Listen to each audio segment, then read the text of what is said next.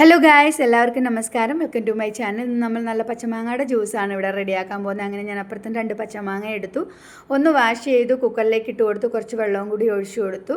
Cooker close ചെയ്ത് flame ഒന്ന് ഓണാക്കി 2-3 സീറ്റ് വന്നു കഴിയുമ്പോഴത്തേക്ക് ഫ്ലെയിം ഒന്ന് ഓഫാക്കി. അപ്പോൾ നമ്മുടെ മാങ്ങ ഇവിടെ പെർഫെക്റ്റായിട്ട് വെന്ത് വന്നിട്ടുണ്ട്. ഞാൻ ഇതൊരു ബൗളിലേക്ക് ഒന്ന് ട്രാൻസ്ഫർ ചെയ്തിട്ടുണ്ട്. ഇതേ കൺസിസ്റ്റൻസിയിലായിരിക്കണം. ഞാൻ ചൂടോടുകൂടി തന്നെയാണ് ഇതിൻ്റെ സ്കിന്നൊന്ന് റിമൂവ് ചെയ്യുന്നത്. നിങ്ങൾ തണുത്തിട്ട് റിമൂവ് ചെയ്താലും മതിയാവും.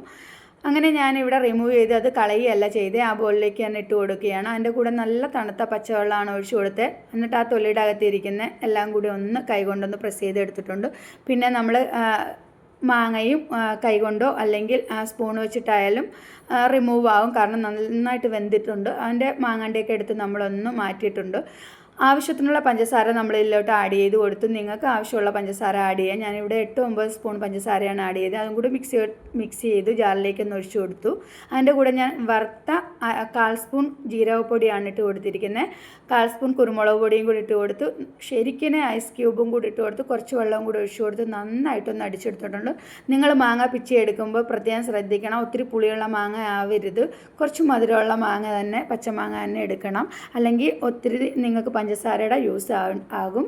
അപ്പോൾ നമ്മുടെ പച്ചമാങ്ങ ജ്യൂസ് ഇവിടെ പെർഫെക്റ്റായിട്ട് റെഡിയായി വന്നിട്ടുണ്ട് ഗൈസ്. ഇതൊരു 3 ദിവസം വരെ നമുക്ക് ഫ്രിഡ്ജിൻ്റെ അകത്ത് സ്റ്റോർ ചെയ്യാൻ പറ്റും.